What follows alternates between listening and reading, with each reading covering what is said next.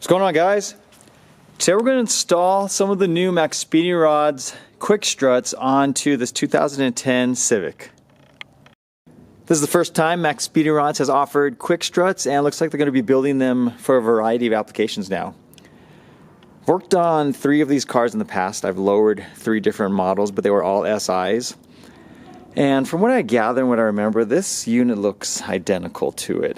They have everything needed, from new top hats, new bump stops, and the dust boots. They are labeled. This one says front left, this one says front right. The rears you can use on either side of the car. They are not side specific. Let's go ahead and get these installed today. I am not going to walk you through the process. Working on these vehicles and replacing the suspension is pretty easy. If you do need a walkthrough, click up here in the video. I'm gonna link an old video of mine where I give you a DIY on how to install suspension. We just want to see fit and feel, and I'll also try to report back in the comments how this car has felt after these have been used for a little bit. What's great is this car is used as a daily driver, so he'll actually put a decent amount of miles on. It's not something that sits around in a garage like a lot of our other project cars. He drives it daily. It'll get some decent usage out of them. And he also drives it across the border. We live in El Paso, Texas, a border city. He takes it over into Mexico, and the roads are far worse over there. So it'll be nice to know that these will get some decent abuse on them and some decent mileage on them. So when I have a chance, maybe in 5 to 6 months from now, I will update in the comments or in the description. Maybe we'll jack it up and take a look and see if they're still holding up and performing as should, and that there's no leaks on them. But I'm going to get started. I'll give you any suggestions and tips and pointers along the way if I can think of anything.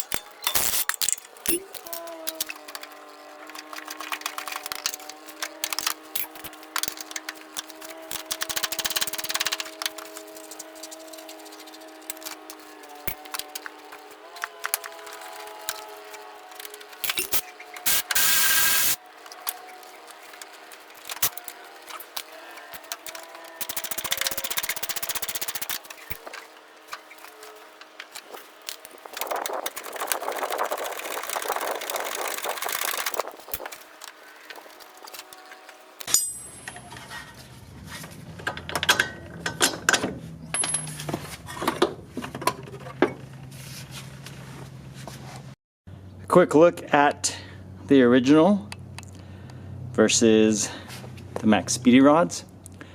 Let's get it thrown on and see if it fits perfectly fine.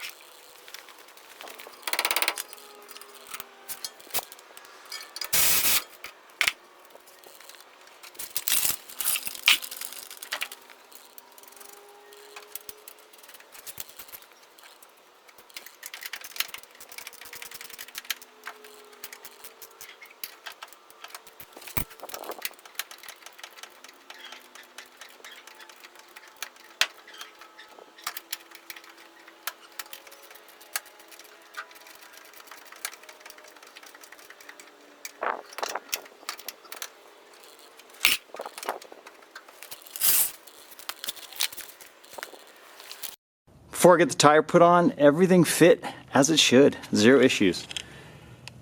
ABS line, brake line, both the bolt holes and the top strut tower. Everything was as needed, perfectly easy to install on this vehicle as well.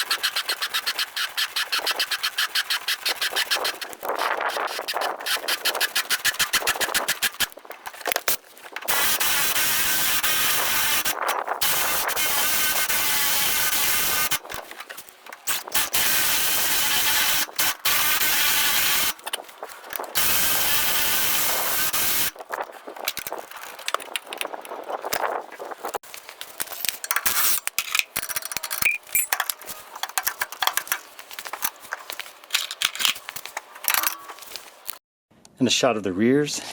Looks like there were some KYBs on here, so these had been replaced at some point. And the bushings still look like they're in good shape here. Regardless, it'll have some new ones. This is kind of neat. It's a metal dust boot compared to the plastic on the OEM, and then, well, I think the OEM is plastic as well, just like this. But it should be easy to go on. These are actually relatively easy to install, the rears also. For the rears, I am questioning these bushings. I started putting the rear strut on, and I don't like how there's a lot of excessive room here. Let me show you what I mean. Let me put this in here. Let me just get it pried up so it stays. Okay. So I got that shoved into place, and this is my area of concern. Nothing keeps it centered. So for these small, let's move this out really quickly.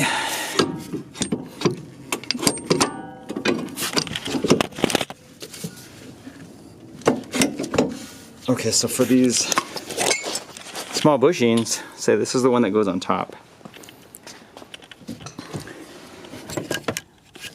See how they sit in here and there's excessive room? I don't feel like that's gonna stop the strut from moving back and forth. The KYBs, they have this included sleeve, and then the bushing is wider, which fills the entire space on the top hat. Let me show you. This one actually goes like this. It goes from the bottom up. And when it does that, let me just throw it in here. You can see it actually kind of stays in place.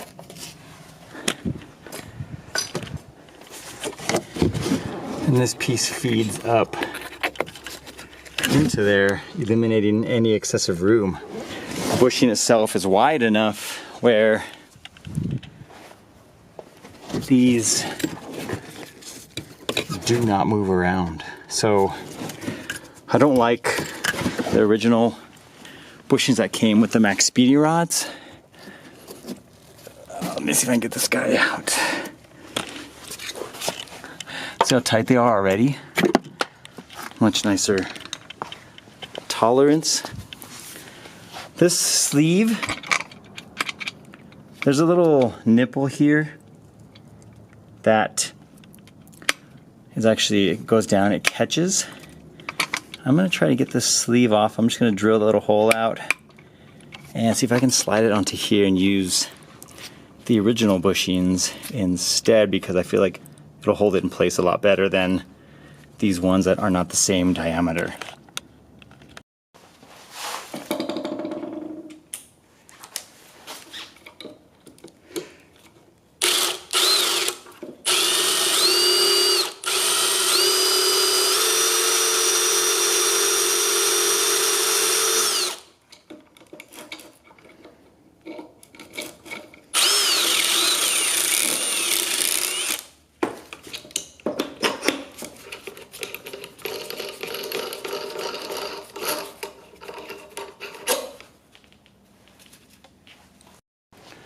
Okay, so I got that sleeve off the KYB. This is the original. I'm gonna use the original washers.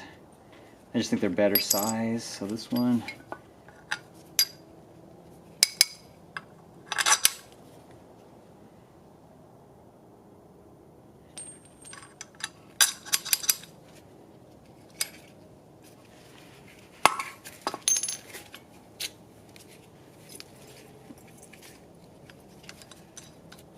Yeah, it seems a lot better. We're gonna try to install it like this now. That way it's held in that position. Eliminated all of the extra slack. Let's throw this in here real quick. With that in place, I feel a lot more confident with this. Now, it's not moving at all. It's centered because of the bigger bushing. It's also centered because of that sleeve and that rubber insert. So we're gonna get the top one put back on and we should be good to go.